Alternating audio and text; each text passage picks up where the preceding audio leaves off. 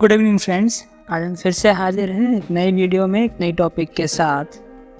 और आज हम डिस्कस करेंगे उषा कविता के क्वेश्चंस के बारे में, जिसके कवि हैं शमशेर बहादुर सिंह। उषा कविता बहुत छोटी सी है और लेकिन बहुत अच्छी कविता है। और कविता छोटी है इसलिए क्वेश्चन भी किताब में कम ही है, तो जितने क्वेश्चन हैं हम उसी पर चर्चा करेंगे। तो पहला क्वेश्चन है, कविता के किन उपमानों को देखकर यह कहा जा सकता है कि उषा कविता गांव की सुबह का गतिशील छवि चित्र है। इसी क्वेश्चन को दूसरे तरीके से भी पूछा जा सकता है, और वो ये है कि शमशेर की कविता गांव की सुबह का जीवंत चित्रण है पुष्टि की।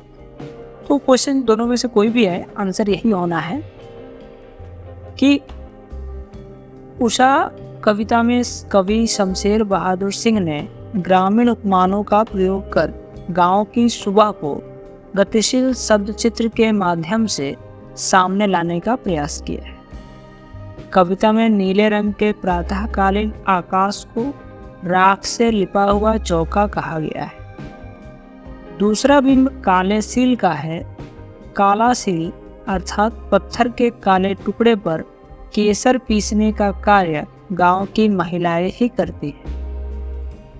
तीसरा बिंब काले स्लेट पर लाल खड़िया चाक मलने की क्रिया नन्हे ग्रामीण बालकों द्वारा होती है। इस बिंबात्मक चेतना में गतिशील शब्द चित्र भी मौजूद है।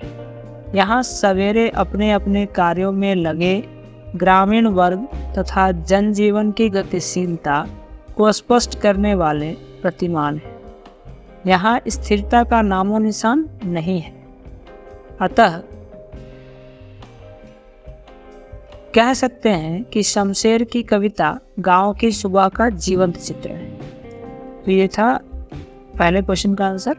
और दूसरा क्वेश्चन है, भोर का नव राख से लिपा हुआ चौका अभी गीला पड़ा है। नई कविता में कोष्ठक, विराम चिन्हों और पंक्तियों के बीच का स्थान भी कविता को अर्थ देता है। उपयुक्त पंक्तियों में कोष्ठक से कविता में क्या विशेष अर्थ पैदा हुआ है, समझाइए। इसका आंसर होगा, कविता को प्रभावशाली बनाने के लिए और अपनी बात को स्पष्ट करने के लिए कविता में कवियों द्वारा विराम चिन्हों, पंक्तियों के बीच का स्थान और कोष्ठक आदि का प्रयोग किया जाता है। यहाँ पर कवि ने अभी गीला पड़ा है को कोष्ठक में दिया है, जो वातावरण की नमी को राख से लिपे हुए गीले चौके की नमी और उसकी पवित्रता से जोड़ता है। यानी कवि को भोर का स्लेटी रंग का आकाश और वातावरण की नमी राख से लिपे हुए गीले चौके जैसे पवित्र रखता है।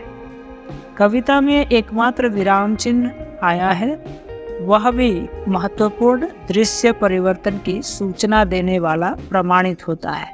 विराम चिन्ह के बाद उषा का जादू टूटने की सूचना दी गई है।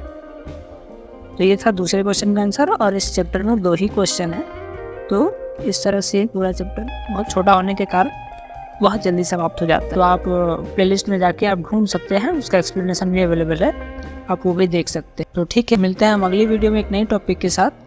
तब तक के लिए धन्यवाद।